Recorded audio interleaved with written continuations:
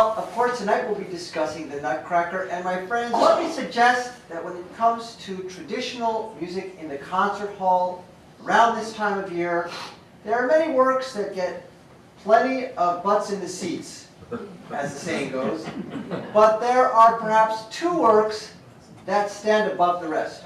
The first is a choral oratorio written in 1741 and featuring a very famous Hallelujah chorus. That, of course, is Handel's Messiah, written in 1741, premiered, believe it or not, in Dublin in 1742.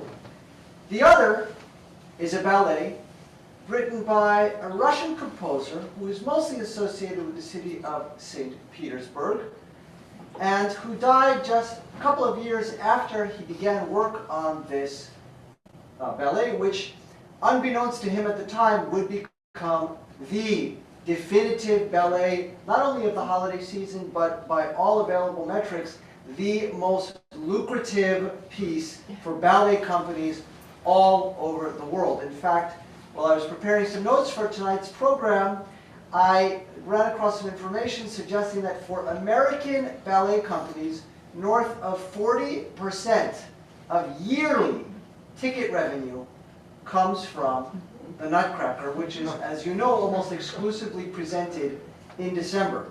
So one single ballet presented in 1 out of 12 months earns 40+% of the income. What does it tell us? Well, it tells us what we have already surmised, that the Nutcracker is nothing short of a juggernaut. It is one of the most iconic, one of the most successful, one of the most emblematic works in the Western canon. Emblematic here of not only Russia's particular embrace of ballet. We're going to talk about that. Namely, we will ask ourselves the question, why is it that ballet has thrived in Russia to such a great degree? Obviously, France is a very long way from Russia. And as you can tell from the T at the end of ballet, it's a French word because it's a French style. Ballet was created more or less in the Baroque period, and we associate it with Louis XIV, who was very hot on the idea that dancing should be elegant, it should be light, it should be noble, it should reflect the sort of regal spirit of the French court. And of course, when you think of ballet, I think for most people who casually encounter ballets, we think not only of France, but also of Russia. Well, how did that come to pass? The answer can be traced to the early 18th century in the reign of Peter the Great, who was a tremendous Francophile. There were rulers all over Europe, particularly in the Baroque period. Think around the time of the building of the Palace of Versailles, or as one of my students once said, the Palace of Versailles. And I remember I smiled at the student, I said, and do you know who lived at the Palace of Versailles? And he looked at me and he said, that's easy, King Louis. Wasn't wrong. Wasn't wrong. So it wasn't uncommon for European aristocrats, not just in the Baroque period, but through the Enlightenment period, it was very common to embrace what they perceived to be the cultural hegemonic style of the continent, which was the French style. To give you one example, one of the most powerful monarchs in the history of the German-speaking people, notice how I phrased that, there is no Germany in the time that he ruled, but he was, in fact, king of Prussia. And I'm talking about Frederick the Great. His reign is associated with what is called the Erste Reich, the first empire of Germany.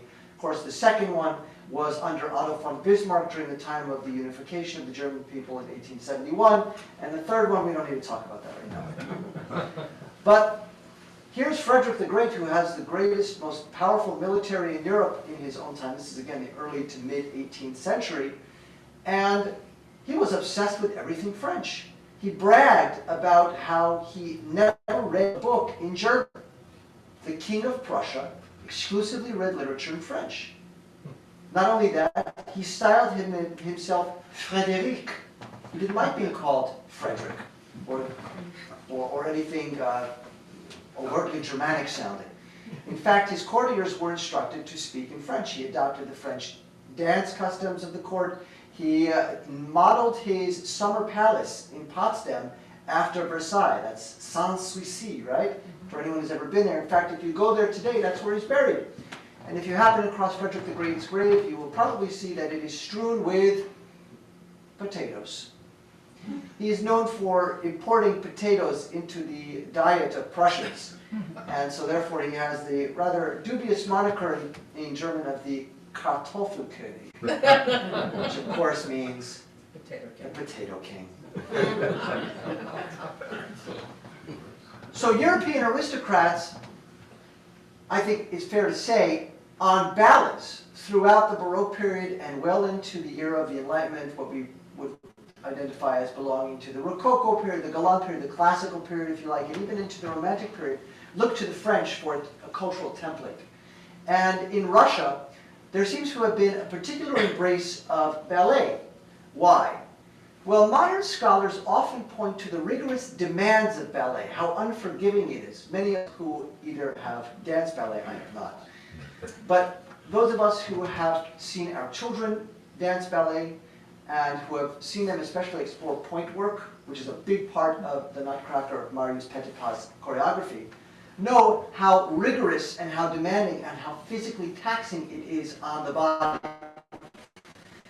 And so scholars point to the rather austere nature of the Russian topography, culture, and climate, and the correspondence between the difficulty of living in a kind of a frozen tundra where life can be very grueling and very physically demanding, and the physical demands of ballet, that Peter the Great and later Russian czars felt that something about ballet mirrored the intrepidity and the physically indomitable nature of the Russian people. So when we talk about why Russians have embraced ballet, there are many reasons. That is one of the sort of physical reasons, I guess we'd say. One of the reasons tied to cultural ethos, we might say that it has to do with Russia's embrace of not only fairy tale, but often fairy tale that has an element of tragedy to it. And it's not uncommon in ballet, Russian ballet especially, to find elements of perhaps not tragedy in the Nutcracker, certainly. It wouldn't be a holiday classic if it had tragedy. If it was Tristan and Isolde, I don't think we'd be going to see it during Christmas. But maybe an element of the Gothic, maybe something on the order of the subversive, the deeply psychologically probing. And we see this not only in Tchaikovsky's ballet, but into the 20th century with works by Stravinsky, for example. The Rite of Spring comes to mind, but we see it with Petrushka and Firebird as well. But the Rite of Spring is a good example because it can be summed up very succinctly. And I love it when a work can be summed up succinctly. It makes it easier to teach. The story of the Rite of Spring, we're in a sort of pre-Christian, pagan part of Russia, somewhere in the steppes of the Caucasus Mountains, perhaps somewhere nondescript. And the augurs of spring come out. These are the sort of wizened soothsayers of the village, and they're coming out to pray for and welcome the return of spring. Now, if you lived in Russia in pre-Christian times, or pre-HVAC times, you'd probably also pray for the return of spring. That's pre-HVAC. Yes, you did hear correctly. And so how do you appease the gods? How do you gain favor with the gods in order to warrant the return of spring? Well, of course, you've got to have a sacrifice. And what could be more pure of a sacrifice than a virgin? And so the final number in Stravinsky's Rite of Spring from 1913 is called The Sacrificial Dance. For those of you who like counting odd meters, I'm talking to you Dave Brubeck fans, try counting Stravinsky's Sacrificial Dance without a score. Good luck. Even with a score, it's tough. So that's a little bit about the embrace of ballet in Russia. I want to talk a little bit, very briefly, about a kind of cultural war that was raging in Russia between rival composers. We don't hear about composers having feuds these days. That doesn't happen so much. But in late 19th century Russia, there was a big feud brewing. And it was between Tchaikovsky on the one side and a group of Russian composers who styled themselves the Kachka, the Mighty Handful, or as they're known in English, the Mighty Five.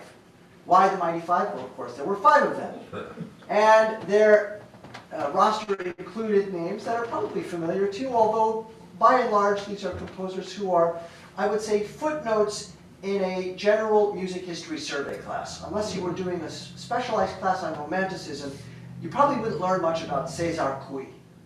You probably wouldn't learn much about Mili Balakirev unless you were a pianist, in which case you might have heard of a work called Islamé, which is regarded as one of the most difficult in the repertoire. You might have heard about Modest Mussorgsky. Mussorgsky, of course, is famous perhaps most of all for a piano suite which was later orchestrated by Maurice Ravel in 1921. I'm talking about Pictures at an Exhibition.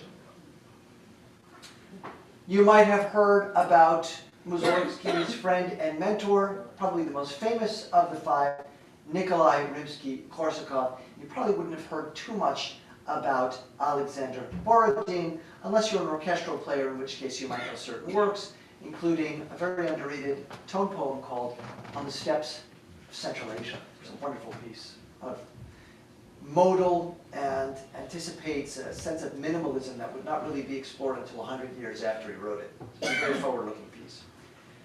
So you've got the mighty Kachka on one side, and on the other side you've got Tchaikovsky and like-minded composers who are primarily writing in a Western idiom. Case in point, ballet.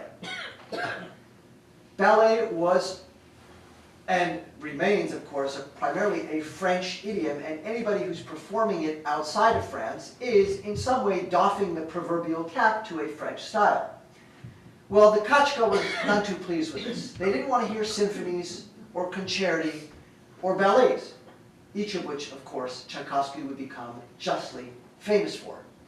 6 symphonies, a couple of concerti, including the famous B-flat minor piano concerto written in 1876, and then of course the violin concerto, which is probably the more famous of his concerti, the D major, which is a work that might be described as schmaltz incarnate.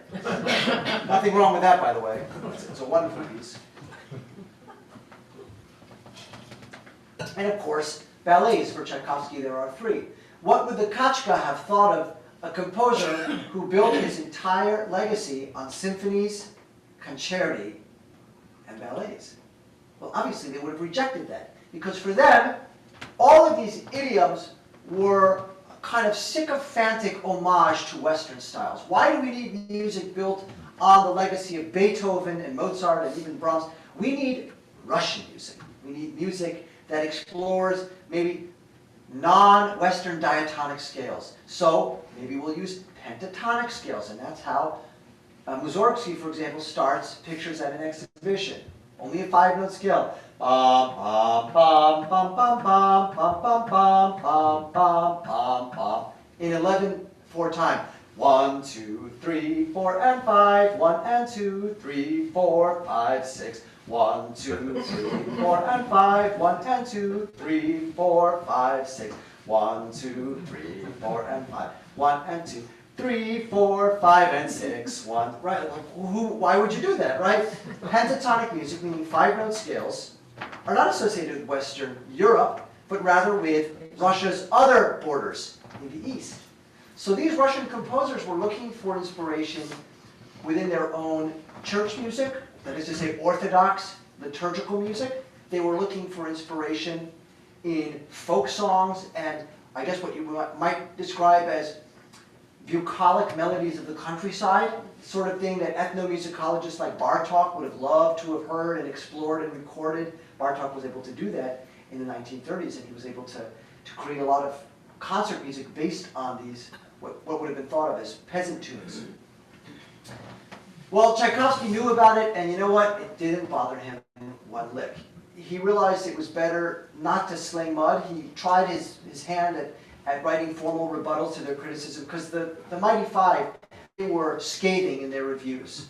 Tchaikovsky's harmonies rubs elbows with the sewers, was a famous quote from Balakirev. And Tchaikovsky, he got into the sewer with them on one occasion, and he realized, you know what? When you fight in the sewer, everybody gets dirty. And he decided not to bother with it.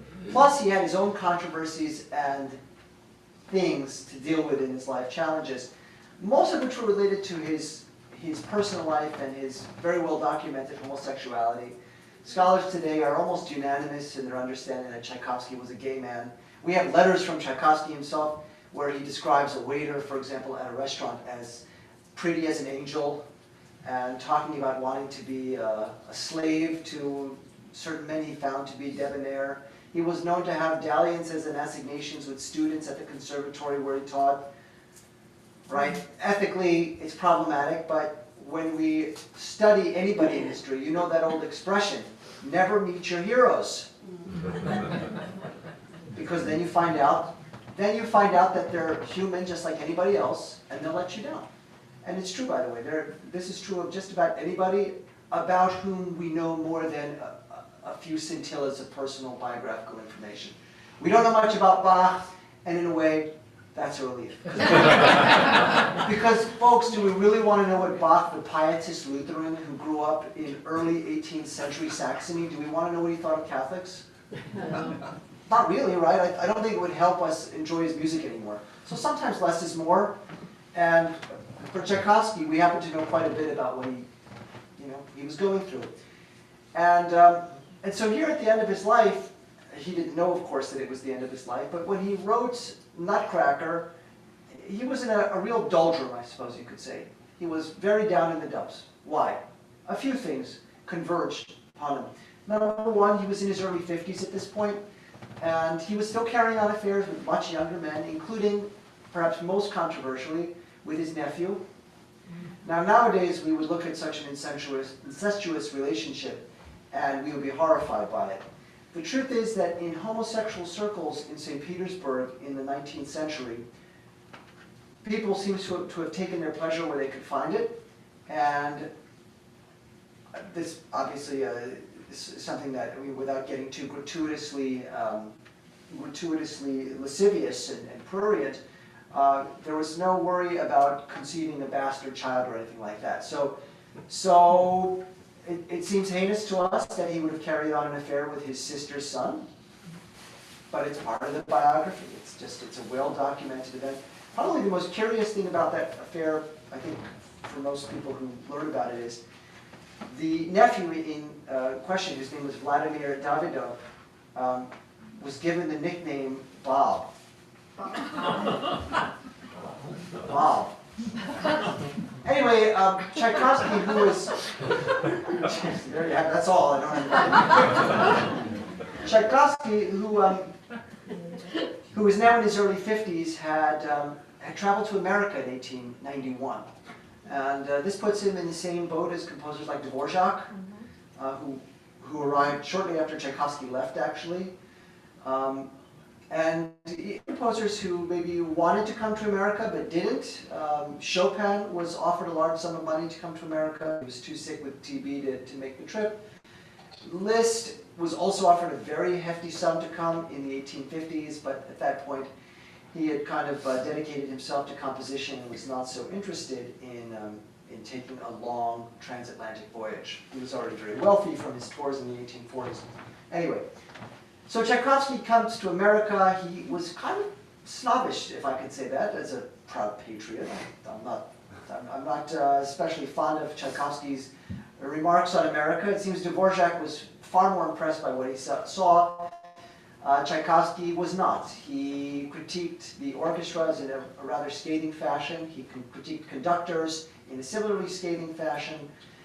He thought the orchestras were not very good. He wasn't impressed with really anything. He didn't write, whereas Dvorak's letters are filled with wonder and a kind of childlike enchantment, Tchaikovsky's were not. And as for Puccini, he also came to America about a decade and a half after Tchaikovsky did. And the big takeaway from Puccini was how many affairs he had with the ladies at the Metropolitan Opera. He wanted to have an affair with Geraldine Farrar, but he was told, hands off. That's Toscanini's mistress. Anyway, let's get to the ballet in question, because we can go on forever, right? But I have a few excerpts prepared for us. In addition to a rather fruitless, I say fruitless because no big works were born out of this trip to America, whereas Dvorak came and wrote the amazing Ninth Symphony, the Symphony of the New World Symphony with its very memorable first movement, the second movement, which is in D flat, what would later become the song Going Home in the 1920s, the crazy scherzo, and then that remarkable finale. The New World Symphony is perhaps one of Dvorak's greatest works, and it was born out of this visit to America, what he saw, what he heard. The second movement is a kind of prophetic movement because in it, Dvorak was forecasting the importance of black spiritual music and how important it would be in American culture. And he was doing that in the 1890s, early 1890s. Tchaikovsky didn't write anything when he was here, and he didn't write anything about his trip, so it was a fruitless trip artistically. And then when he got back to Russia, he found his sister had died. And this was very depressing to him. So he was in a funk, and Tchaikovsky, not unlike many composers in the canon, seems to have had very fallow periods and very productive periods. Some composers were consistently productive. Mozart comes to mind. And then some had very fallow periods. Beethoven in the 18 teens wrote comparatively very, very little. Why? Well, he was depressed. It's hard to write music when you're depressed. He was totally deaf at that point. He was very isolated. Beethoven was going through a very acrimonious custody battle with his sister-in-law. It's a long story, but Tchaikovsky probably thought, well, there's not much fruit on the vine right now. But he had this commission from the Imperial Theater Ballet. And a commission from the Imperial Ballet was a commission from the Tsar, and that was not one that you could just say, well, I need another 6 months. I'm not feeling it right now. Well, I didn't write anything last week, but I promise next week I'll try harder. You couldn't do that, so he kind of had to write. And the ballet commission specifically mentioned that they wanted a ballet based on myth, folklore, and fairy tales. So where is the source material coming from? A German author from Königsberg, from the early part of the 19th century, by the name of Ernst Theodor Amadeus Hoffmann. E.T.A. Hoffmann, who had written this story called Nuscracker und Mausekönig, Nutcracker and Mouse King.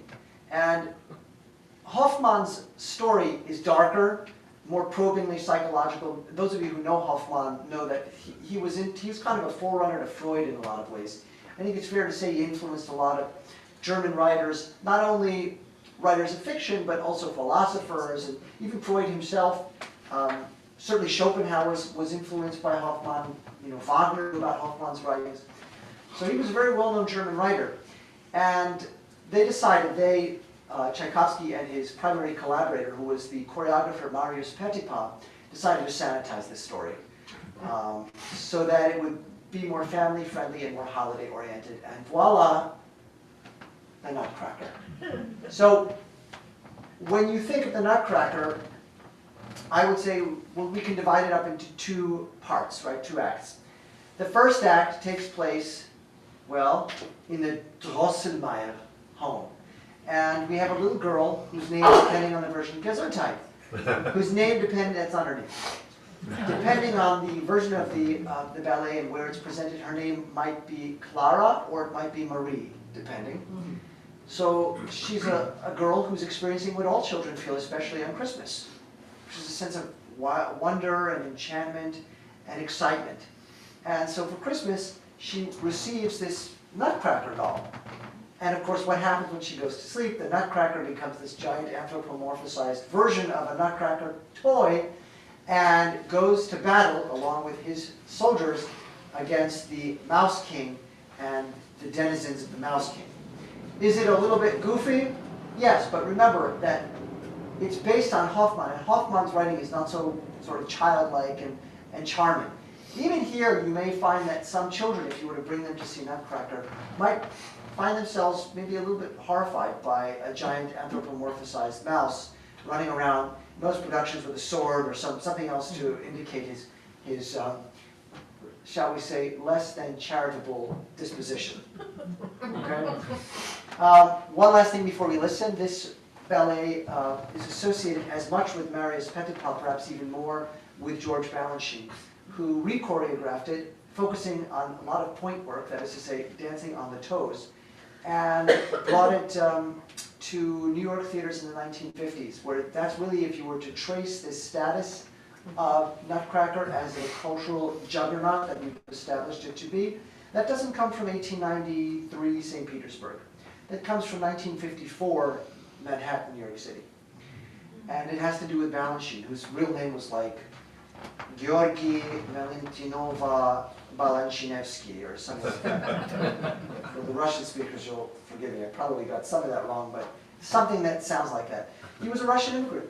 He arrived here in the 1920s, and like most people from the Soviet Union who were artistically inclined, you did two things. You left the Soviet Union, and then you came to America and you changed your name to something more anglicized. So George Balanchine is responsible for the choreography, which is the standard, the flagship choreography today. Can you find the Petit Pas, that is to say, the 1893 version of the choreography? I've never seen a production done, but then again, I live here. If you go to Russia or France, maybe it's done differently. All right, let me go ahead and find the timestamp here. This is a production done by the New York City Ballet in 2011.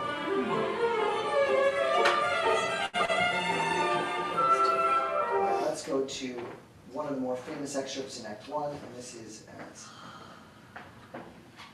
10:20. Talk about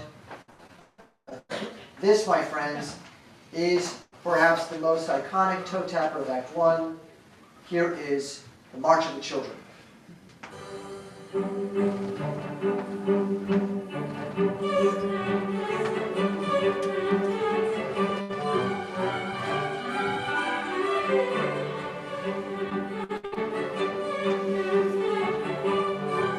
Let's go back to 740 because I just went past it. Notice the regal, noble sound here conjured by the brass, especially the horns, trumpets, and how it suits the scene perfectly. It's Christmas. We've got a magnificent tree, which is going to be part of the set for any professional production of the Nutcracker. And now the children are entering. We are in the Drosselmeyer home as the anticipation of Christmas builds. And a noble march announces the arrival of the children as they are presented here at the party. First, you two must get its pound of flesh. You, consume product.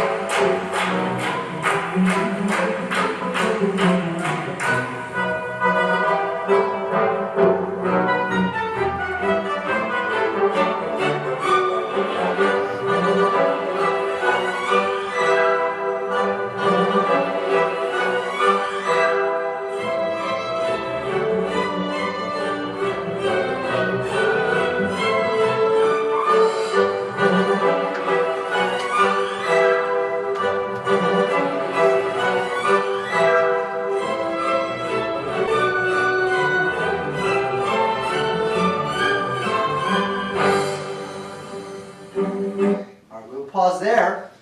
How many of us instantaneously recognize this theme? Now you know where it comes from. It's the March of the Children from the Nutcracker's Act 1.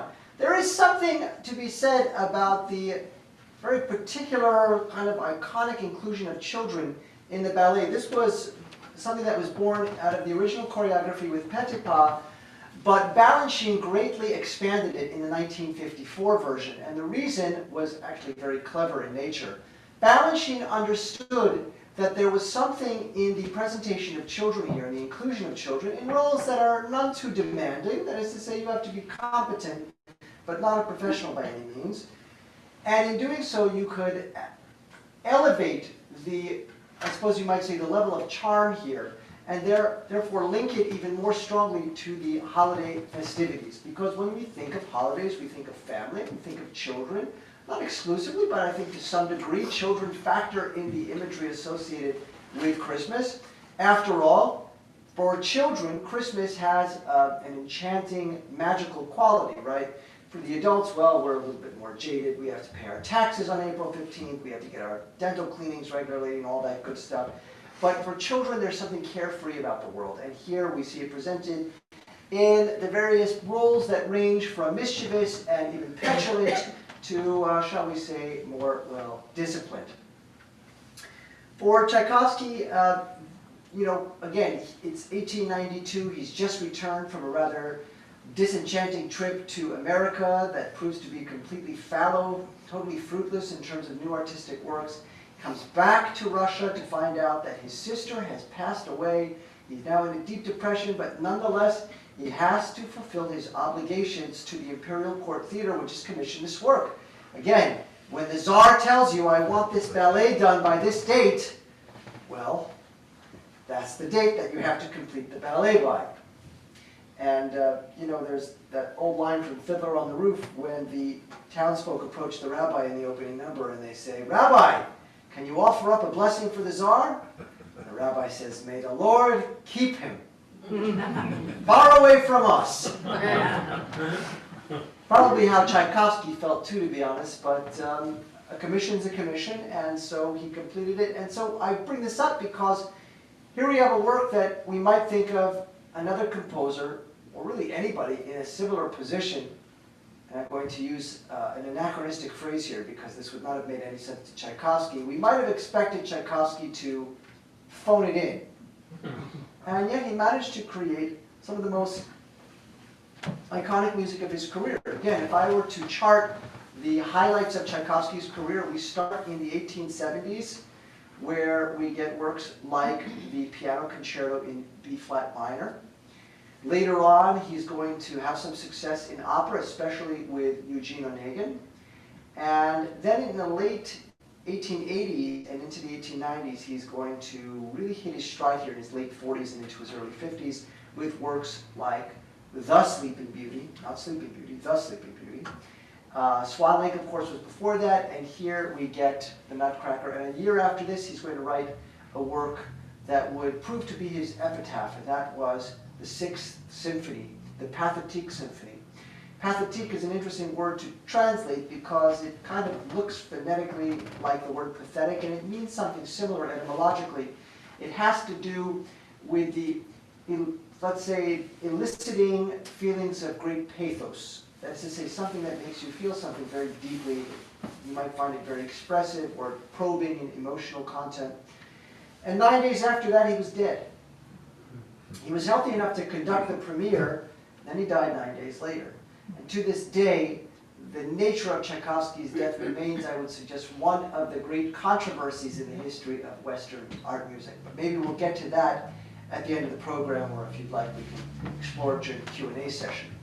Now, we know what happens in Act 1. Act 1 is the most Hoffmann-esque thing about the Nutcracker. Remember, the ballet here is based on the writings of E.T.A. Hoffmann, who was one of the great men of letters of the 19th century. I would suggest Johann Wolfgang von Goethe, who was really late 18th and into early 19th. And then there's Hoffmann.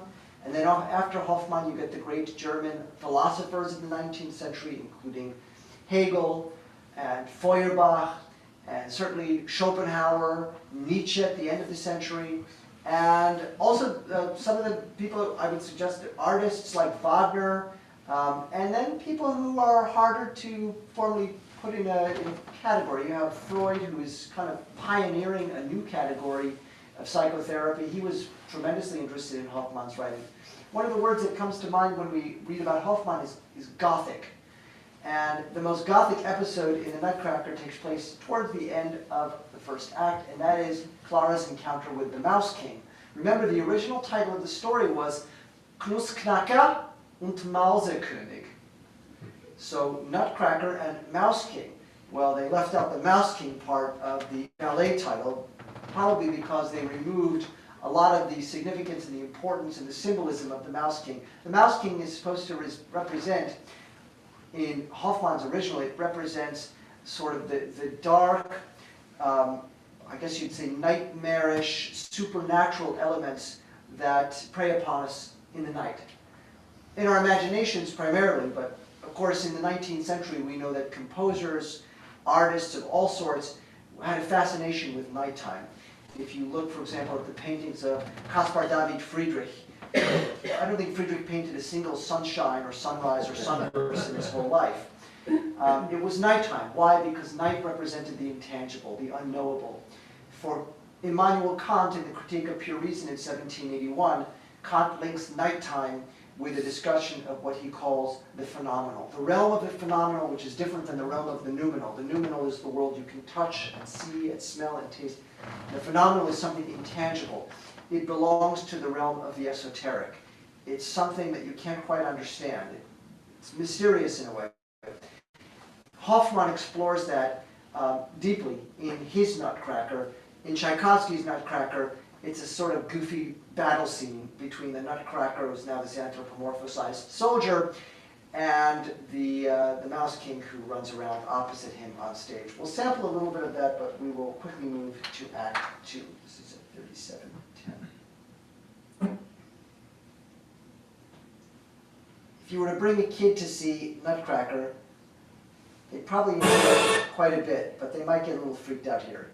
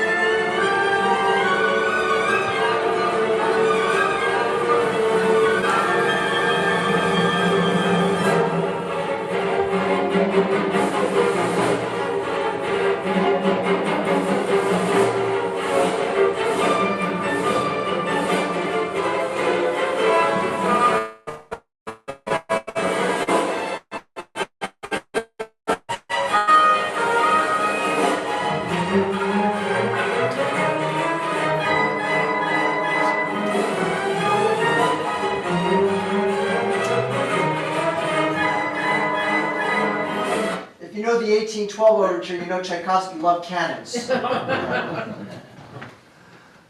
At any rate, the Mouse King is going to be vanquished, and this opens up Clara's dreams out of the realm of the Gothic and the sort of terrifying material that is explored by Hoffmann in the original, and into this more enchanting portal that takes us to, well, of course, the land of the sweets.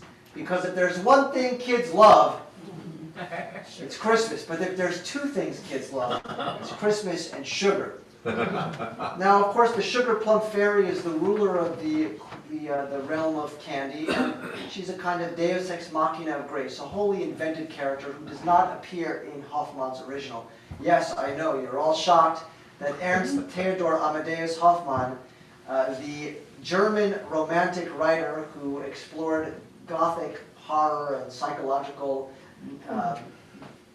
terror in many of his writings, did not, in fact, create or feature the sugar plum fairy. It was created for the Imperial Theater. They wanted something family-friendly, and so you get this character. And what we're about to listen to is one of the, I would suggest, perhaps not one of, but maybe the single most recognizable excerpt, not only in this ballet, but one of the most recognizable excerpts in any ballet. And it has to do with a very particular instrument. It's a rather unusual instrument, an instrument that did not feature widely in music of the 19th century, but it can be found in a few pieces, and this is maybe the one that is best known for employing the instrument, and it's called a celesta. If you were to look at a celesta, it would look like a small piano. I don't mean a toy piano, that's a real instrument too. Yes, you heard right. A toy piano is a real instrument. In fact, my old professor at Brandeis University, David Tchaikovsky, wrote a concerto for a toy piano. At any rate, it would look like a small piano. It does not have an 88 key range, and the housing, if you will, that in which the strings are contained is smaller than, say, an upright piano. And it's not exactly strings inside. There are strings, but there are glass bells inside, which gives the instrument a very distinctive timbre or sound color. The German term for timbre is Klangfarbe. And it means sound color. So we use that term in English sometimes, sound color, meaning what is the particular sonic profile of the instrument. The celesta has a kind of eerie, otherworldly sound, as if a portal has been opened to some other dimension. Because it doesn't really sound like any instrument, certainly not in a modern orchestra, or in a 19th century orchestra, or in a Baroque orchestra, or really anywhere in any music in the Western world, up until the 19th century where it starts to appear. Some other famous sightings of the celesta would include, say, Lucia di Lammermoor, which, if you know how that one ends, not well for the groom, or the bride either, I guess, when you get to the end of it. But Lucia, the eponymous Lucia of Lammermoor, when she is kind of forced because of political alliances and maneuvering, she has to marry someone that she's not in love with. And she, I guess you could say, she loses her temper a little bit, doesn't she, on her wedding night? And in a very iconic scene, she has a break from reality. That is to say, her mind becomes untethered and she has a psychotic break. And she murders, in rather macabre fashion, murders her husband on their wedding night too, poor guy. And then she comes out, drenched in blood, usually carrying a knife as a prop. Though Puccini would have made her carry a real knife. Yeah. And she kind of comes out and sings this very eerie music and is accompanied by celesta. It has that eerie bell-like quality. Here, it's not creepy the way it is in Lucia di Lammermoor. That's bel canto opera where someone's going to die, folks. Spoiler alert. I don't care which opera it is, someone's going to die. Probably more than just one. And here we have a ballet which is family-oriented. So the celesta here, as I suggested earlier, is meant to be a sonic portal to another world, because it's exactly what's happened. What do I mean by that? I mean that Clara has fallen asleep on Christmas Eve, and she's now dreamed of the Mouse King. The Mouse King has been vanquished by the soldiers, and so now there's the Waltz of Despair, which takes her into the realm of the candy. And she's in this candy kingdom, which is presided over by the Sugar Plum Fairy, who dances a rather short dance, but it's a very difficult one, involving a tremendous amount of point work. Remember what we said about ballet? In ballet, the physical demands are rigorous. And this is thought by scholars to have been one of the primary reasons that it explained the waxing popularity of ballet in Russia, starting as far back as the Baroque period in the 17th century when Peter the Great imported it. That the physical demands of ballet mirror the sort of ironclad will of the Russian people, the indomitable physical spirit where they're not intimidated or daunted by physical challenges or pain. And let's face it, dancing on point is painful. And if you see these ballerinas, especially a prima ballerina who dances on point a lot, there's a price to be paid if you were to see what their feet look like after a career of dancing like that. It's a sacrifice you make. There are many sacrifices that ballerinas make. And in the same way that the average person, I'll use myself as an example, cannot become Mr. Olympia. You know, you can't just become a professional bodybuilder. You have to have certain genetic traits, certain predispositions, and the same is true for ballerinas especially. In other words, it's incredibly demanding, it's incredibly rigorous, and it's an incredibly exclusive club. You have to have the sort of natural hardwiring to do it, and then you have to have the discipline and the will to do it. But then you get to be the enchanting fairy, you know, princess of our story, the sugar plum fairy. So let's go back we're going to jump now to the second act. And in the second act, I think it's right around 55 minutes.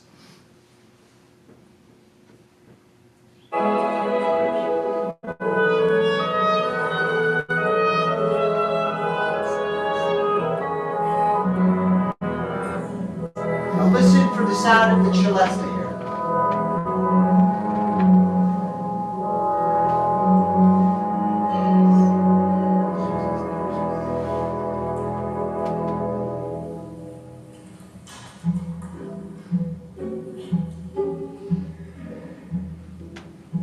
See the dancing on the feet, on the toes? You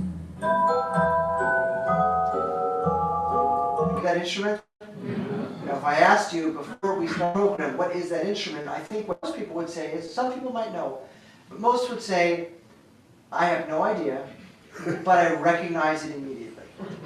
And there's a reason why this particular excerpt from the ballet is sampled in, I don't know how many television commercials. Yep. This is the musical enchantment of Christmas incarnate. If you were to somehow distill and crystallize Christmas and music and kind of the enchantment of a faraway, exotic, distant land, somewhere fictional perhaps, into a musical excerpt that's no longer than a couple of minutes, this would be it. So again, Tchaikovsky might have phoned it in and written a totally unremarkable piece given where he was in his life in 1892, and instead he gives us this.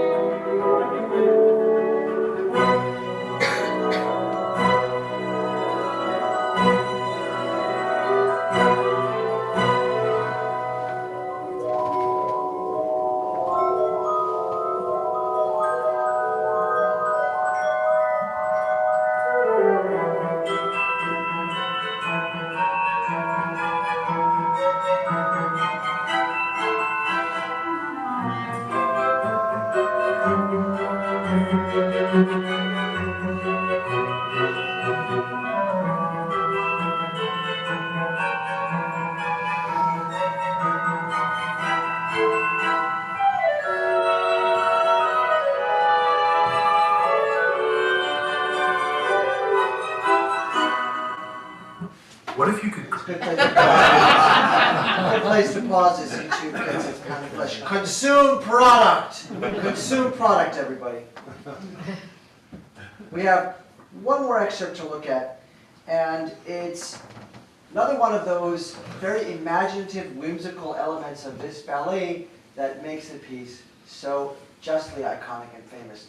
And this is the, I guess you could call it the whirlwind tour of the second act, where we as audience members get to sample what might be broadly termed as exotica.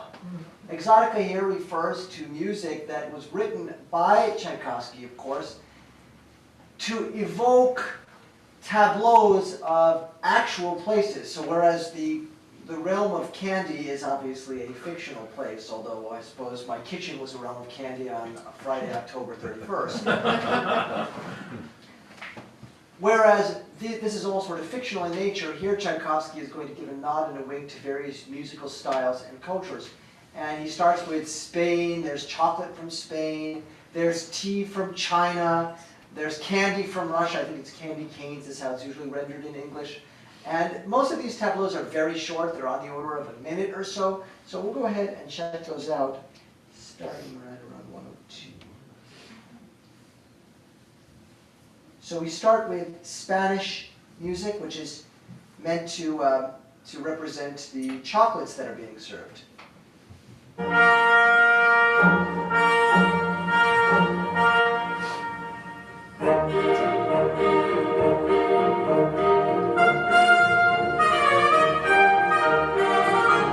Hear the Spanish elements?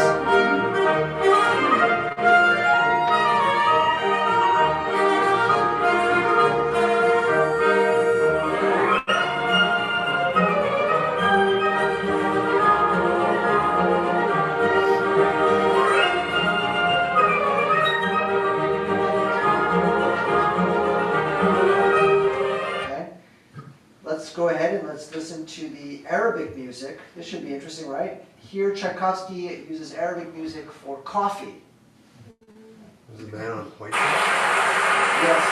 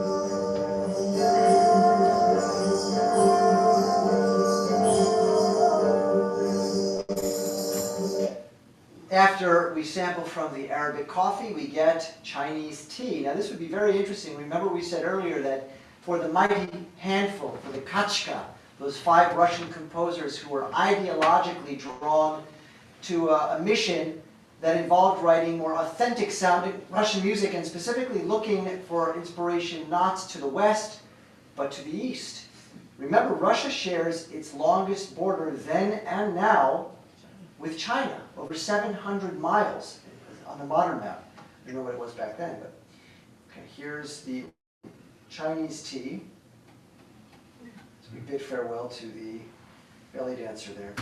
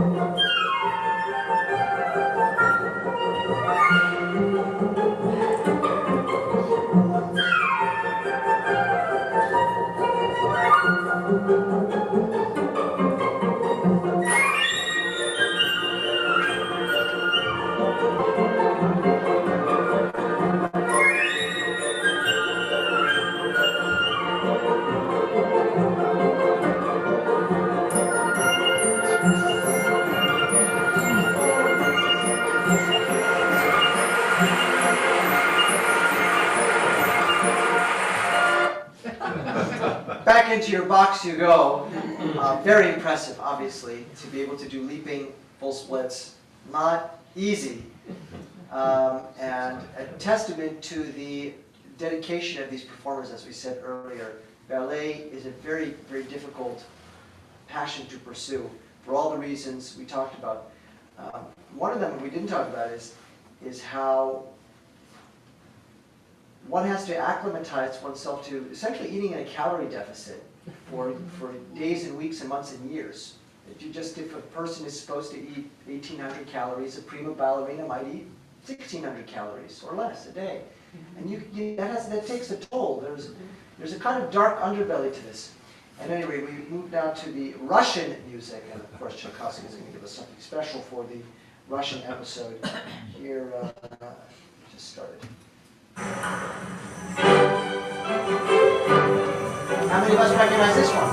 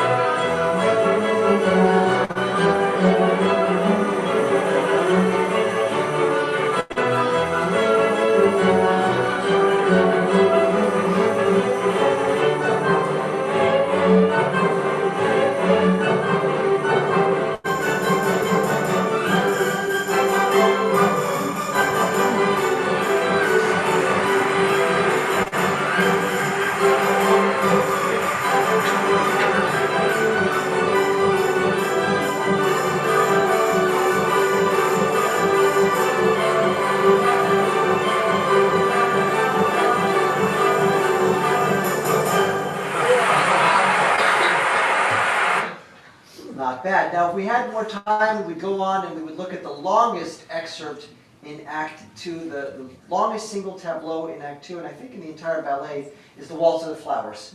We're not going to have time to get to there, but we will have time for a Q&A, which I hope will be robust in nature. I'm sure some of you will want to know more about Tchaikovsky's personal life, perhaps about what he was doing in that last year plus, leading to his untimely demise in 1853 when he was 53 years old.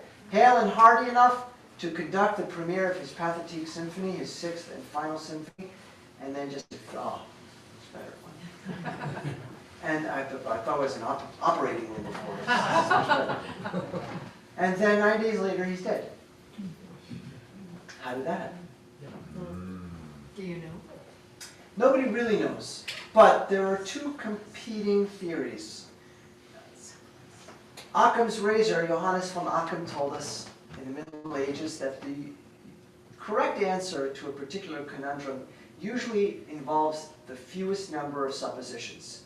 In other words, if you don't have to, explore conspiracy theories and extrapolate based on thin information or imagine scenarios that are not likely, then it's probably what happened. So two things are possible. One, the official story, which we get from the Russian government, and that is that Tchaikovsky drank some unboiled water in 1893 and he got cholera and he died. That's the official story. Would he have been likely to imbibe unboiled water in an era and at a time in particular in 1893 in St. Petersburg where there was a cholera outbreak?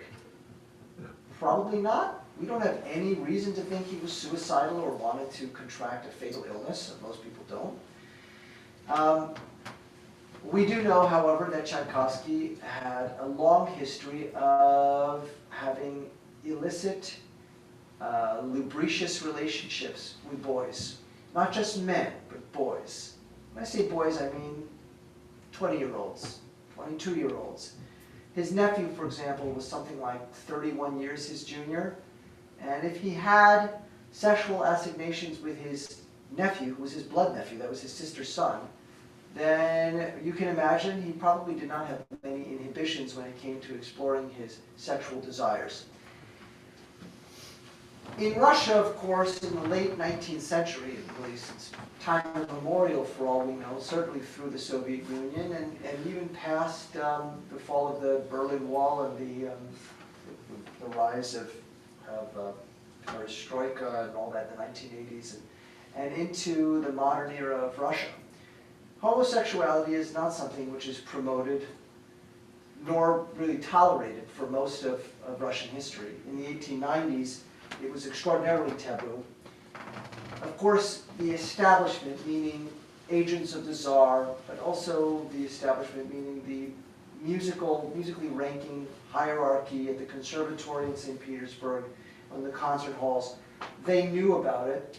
I'm sure for the folks in the artistic world, it probably didn't bother them that much, although there was this culture of machismo and hypermasculinity that probably prevented them from being outwardly supportive of someone like Tchaikovsky.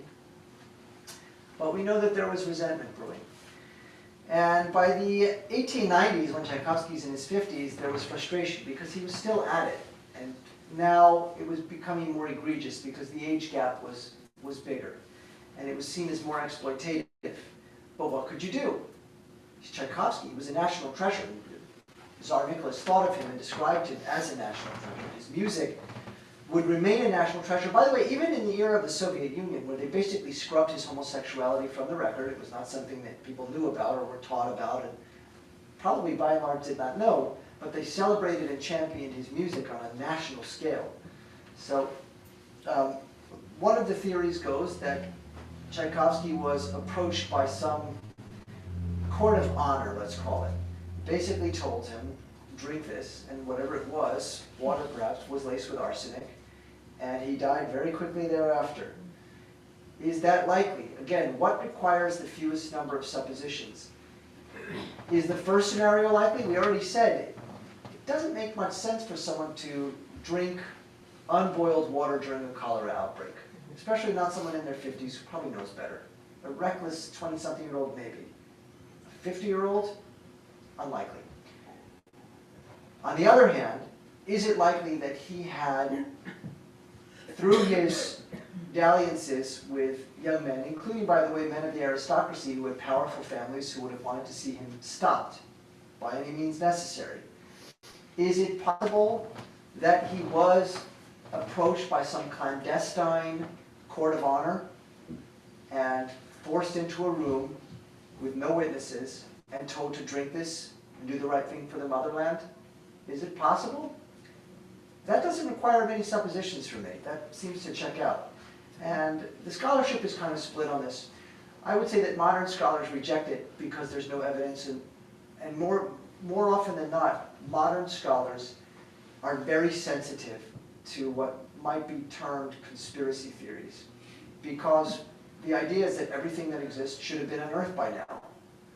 You know, we have all sorts of forensic tools for establishing authenticity of letter, that sort of thing, right?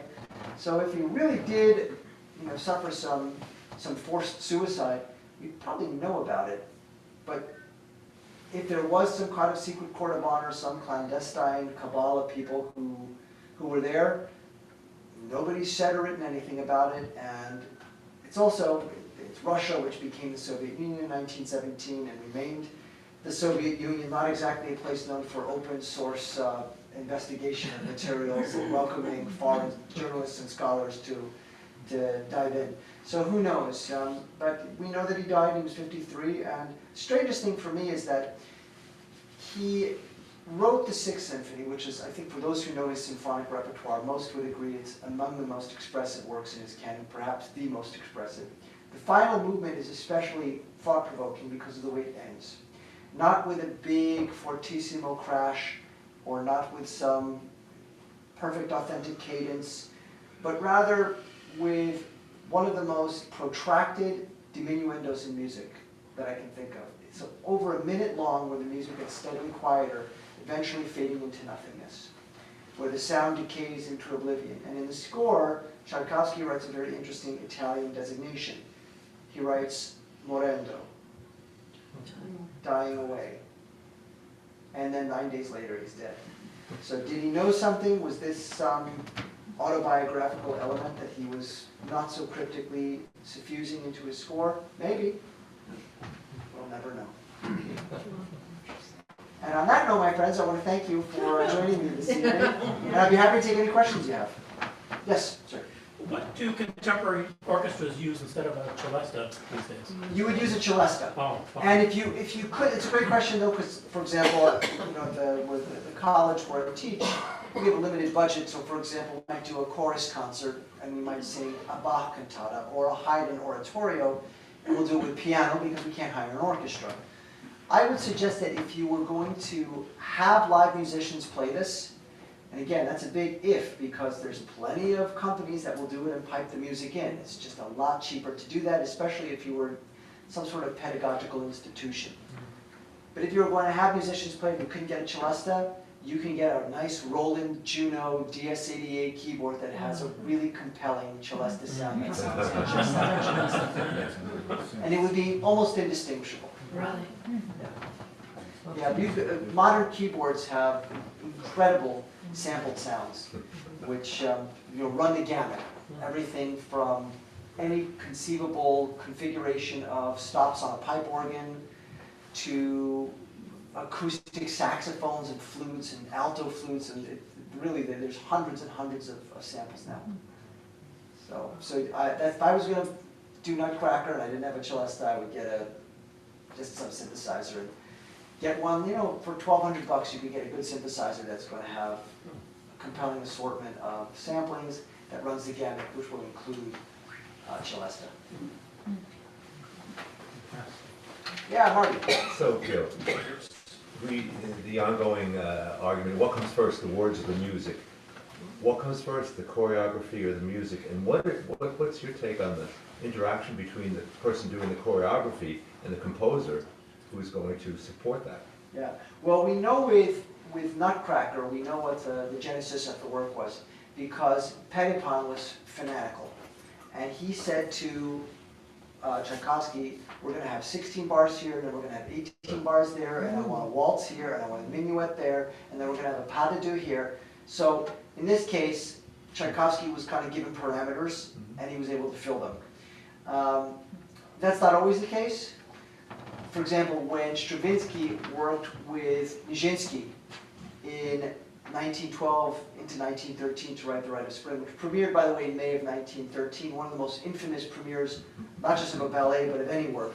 Starts with a very high bassoon solo, and Saint-Saëns, who was an elder statesman, heard it, and he said, that's no way to treat the bassoon, and he ran out. And then the dancing started, and of course, with Stravinsky's crazy rhythms, The Rite of Spring, when the curtain comes up, the first thing you hear is F flat major, so let's call it E major, and then E flat dominant 7, first inversion, together.